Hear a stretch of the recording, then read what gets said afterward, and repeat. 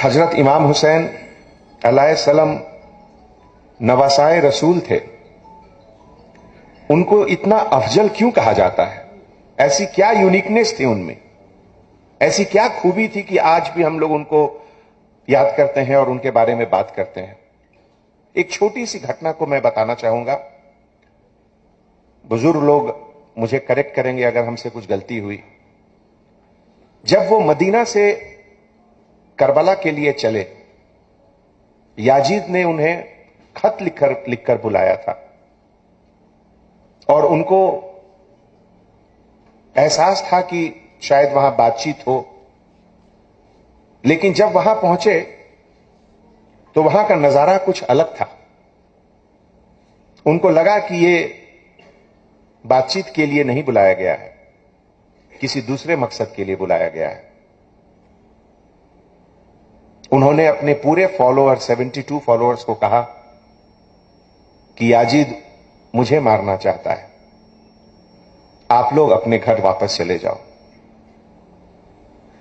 कुछ देर वेट करने के बाद जब उन्होंने देखा कि वो 72 मेंबर्स में से एक भी वापस नहीं गए, तो उनको लगा कि शायद, जिसे कहते हैं बुजुर्गों की हया या शर्म, इसके कारण ये लोग वापस नहीं जा रहे हैं। तो उन्होंने अब्बास को कहा कि अब्बास चिराग बुझा दो, अंधेरे में शायद कुछ लोग वापस चले जाएं। अब्बास ने चिराग बुझा दिया। कुछ समय के बाद जब दोबारा चिराग जलाया गया, गिनती बराबर थी, 72 के 72 वही थे। वफादारी, लॉयल्टी, भरोसा, इससे बड़ा और नमूना क्या पेश हो सकता है इतिहास में? जब उन लोग को मालूम है कि पूरे 72 अब मारे जाएंगे, लेकिन फिर भी उसमें से एक भी वापस नहीं गए। उसूल के लिए इंसान आते हैं जाते हैं, लेकिन उसूल ऊपर रहता है।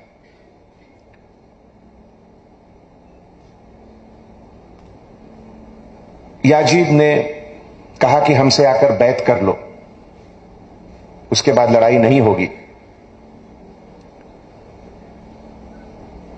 लेकिन जैसा कि आप जानते हैं कि उसूल के लिए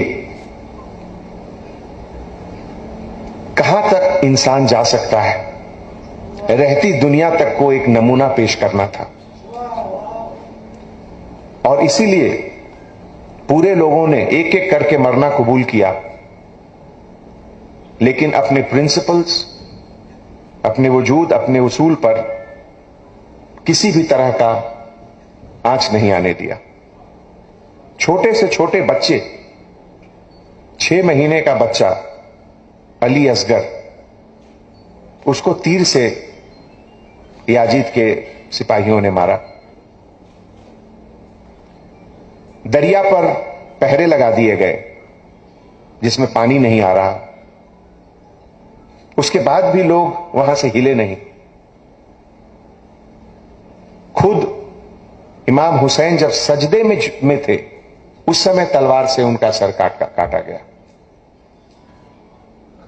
इससे ज्यादा और क्या हो सकता है? लेकिन फिर भी, जिसे कहते हैं ट्रुथ, सत्य, जो सही है, उसके सामने थोड़ी सी भी डगमगाहट कहीं नहीं हुई। तो दोस्तों, करबला का मकसद यही है। करबला का मकसद है कि इसको लोग कहते हैं, अगर आप कोई किताब में आजकल के मॉडर्न किताब में देखिए, अंग्रेजी के किताब में, तो लिखा रहेगा कि करबला मोसूल या कोई इराक का जगह है, उसके बगल में है। कितना छोटा बना दिया जाता है उसको।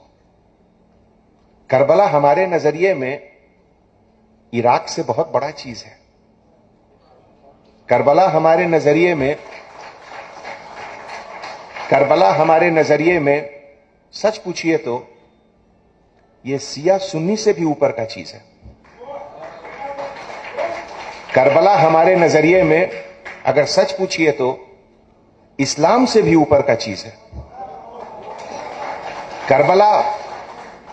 करबला पूरी दुनिया को यह सीख देता है कि अगर आप सही सच्चे रास्ते पर हो तो चाहे कुछ भी हो जाए, आपका कदम वापस नहीं आना चाहिए। यह इंसानियत के लिए इससे बड़ी चीज सीख और क्या हो सकती है। दोस्तों, लोग पूछते हैं, आजकल बहुत जगह छोटी छोटी सवालात जवाब दिए जाते हैं, हर चीज का रेडीमेड आंसर। जैसे पहले लोग लंबे लंबे लेटर लिखते थे, अब हर चीज हो गया है 2 लाइन का एसएमएस, 1 लाइन का एसएमएस। उससे हर चीज सामने सही नहीं आती है। अगर कोई पूछेगा कि करबला में किसकी जीत हुई, क्या जवाब देंगे? इमाम हुसैन की जीत हुई या याजीद की जीत हुई? हर साल पूरी दुनिया में इसका चर्चा होता है कि अगर वहां किसी चीज की जीत हुई तो वह इंसानियत की जीत हुई।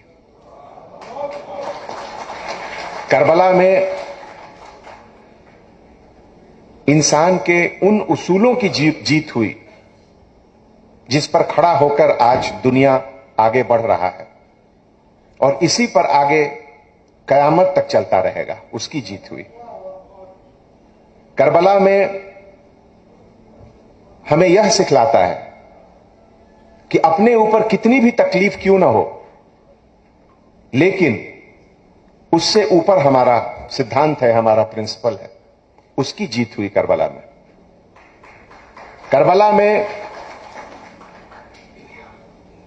में हमें यही सीख मिलती है कि कल के अमन चैन के लिए हम आज का अपना प्रेजेंट सैक्रिफाइस कर सकते हैं, इसकी जीत हुई।